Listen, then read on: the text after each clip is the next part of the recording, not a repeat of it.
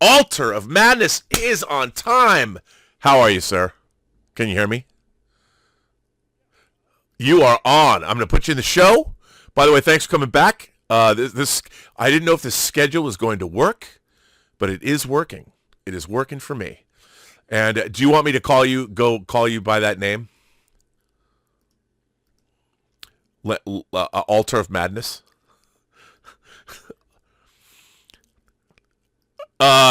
Ladies and gentlemen, boys and girls, gentle beings, beginning the 10 o'clock hour, Altar of Madness. Welcome to the 1000th episode of Robservations. It's good to have you. Congrats. Well, thank you. Thank you for being here. So, where are you coming to us from? I'm from Muskogee, Oklahoma, actually. Wow. Did you grow up there? Yes. Yes, born in Tulsa. Nice. Where they shot both Rumblefish and The Outsiders? That's right. Coppola and he shot those movies back to back there. I don't know if you grew up as an S.E. Hinton fan, but I think that in when I was growing up, everybody had to read, well, at least read The Outsiders. So, we didn't have a choice. So, Yep. It was mandatory. Yes, totally.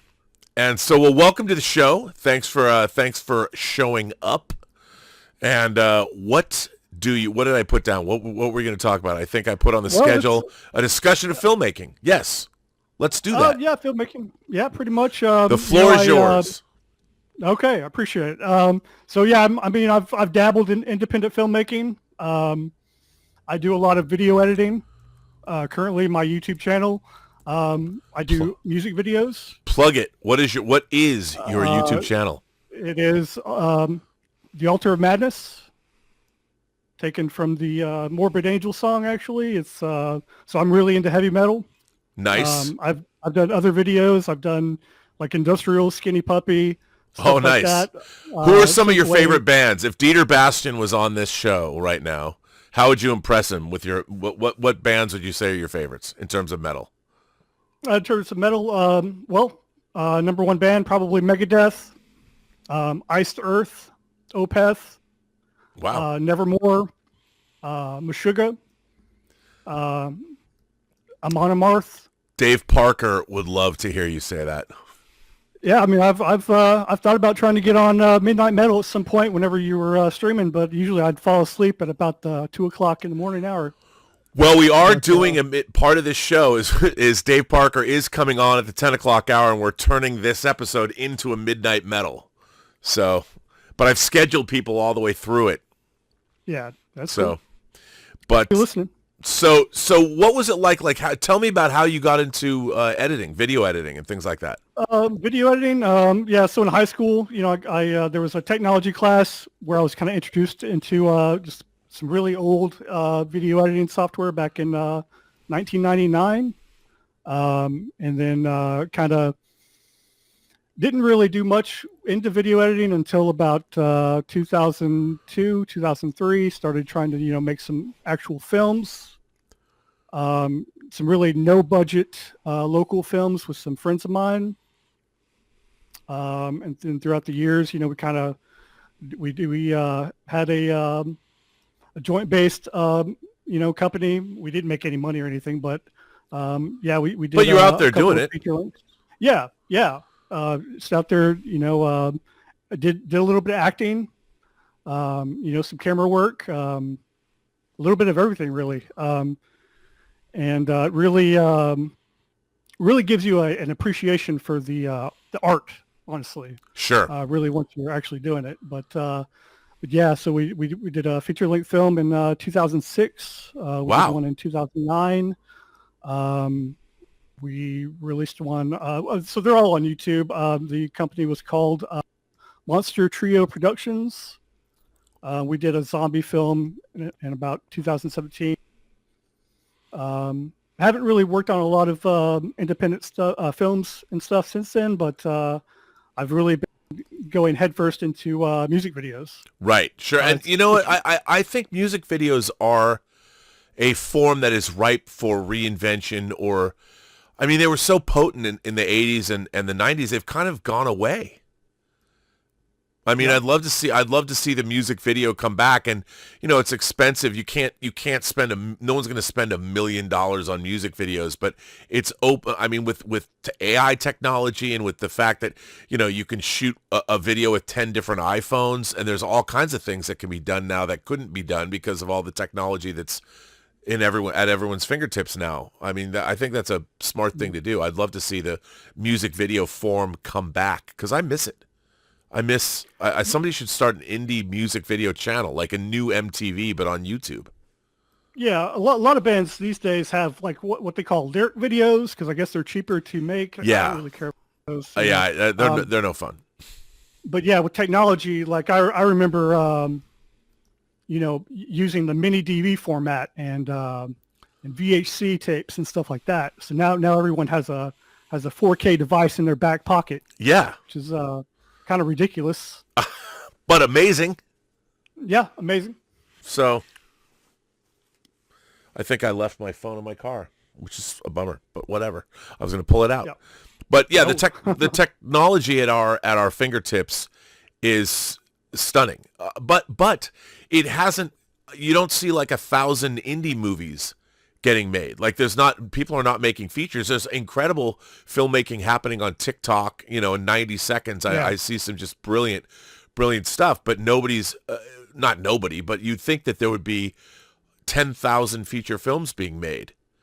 That's going to happen when AI can generate a movie overnight that you can star in. Now, do you think AI is going to kill the video editing profession completely? It's going to have is the video editor. Yeah, is the video editor going to be the one that just uses the AI? I think the video editor is going to be using AI. Look, it's going to be great for logging and storing footage and things like that. But they're trying to do. See, to me, the problem with especially picture editing, if you're editing a movie to match picture and depict nuance in terms of performance, I don't think that's going to be easily replaceable by AI. But if you're making a documentary and you want to log footage and you want to look through B-roll and you're looking for shots and all that, I think it's going to be like a lot of the technology. It's going to go hand in hand with human guidance.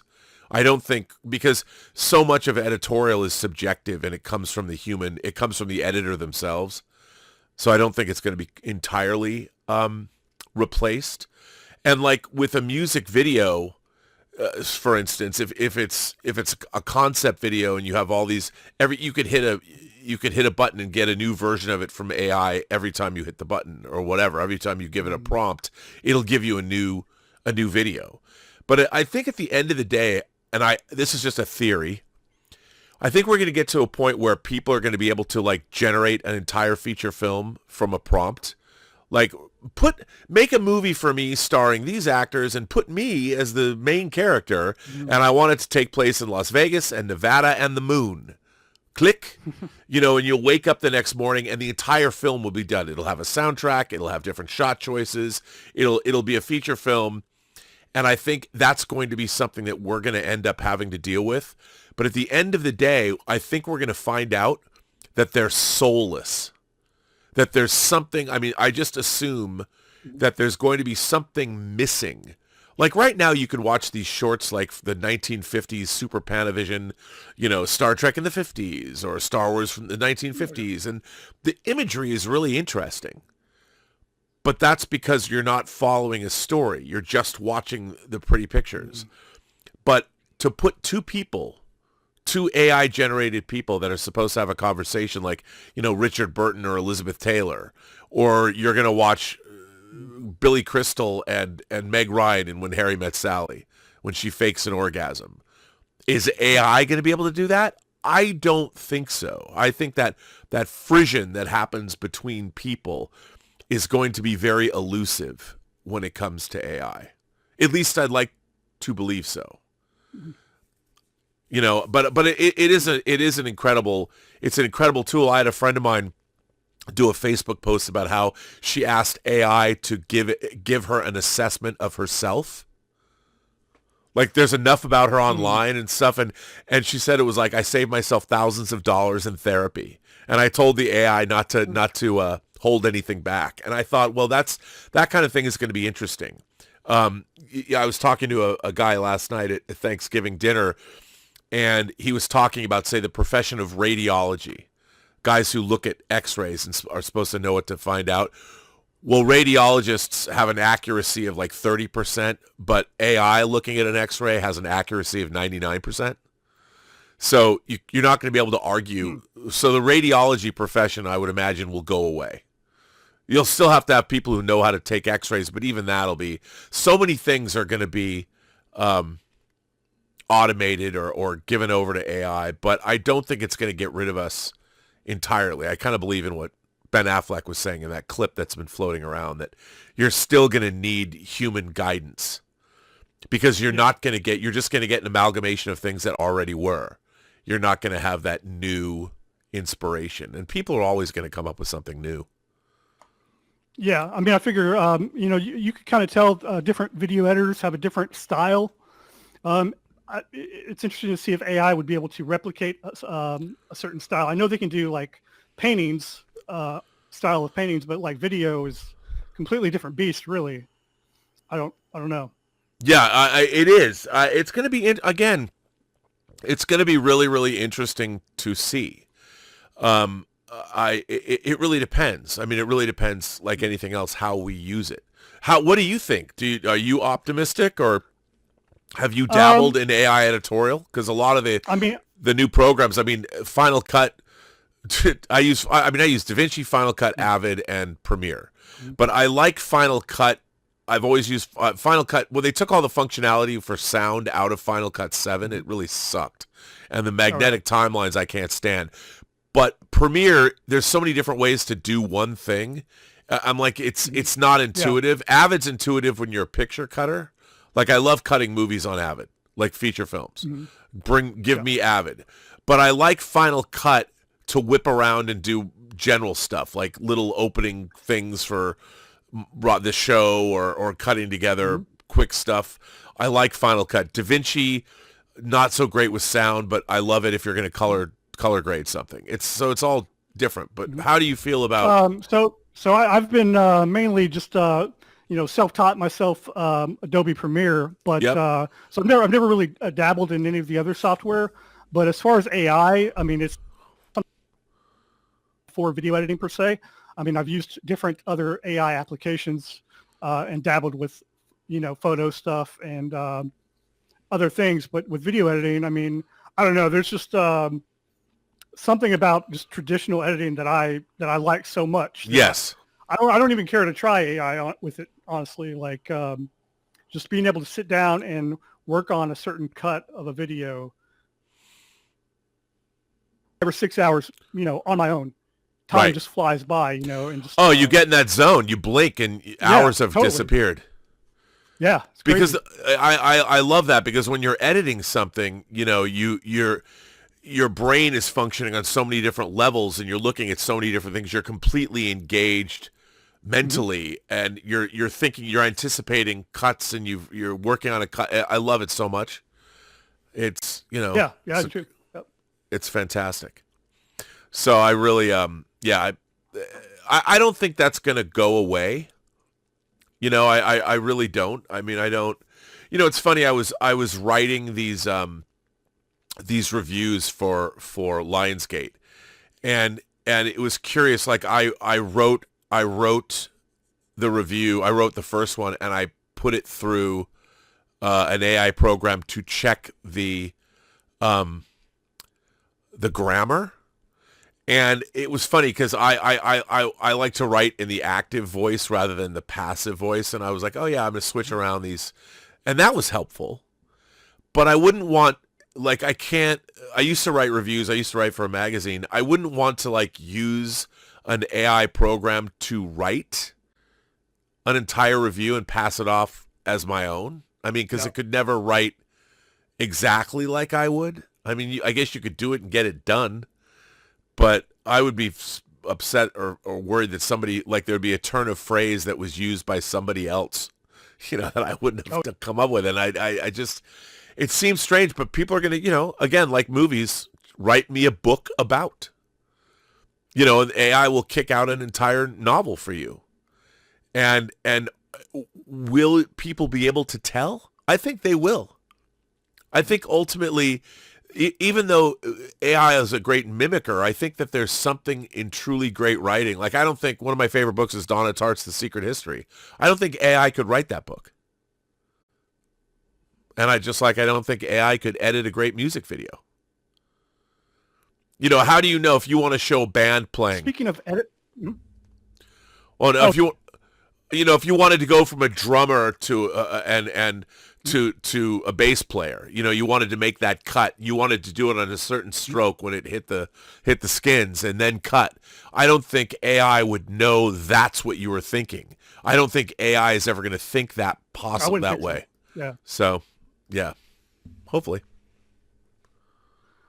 So speaking of, I want to show you that Oh my God!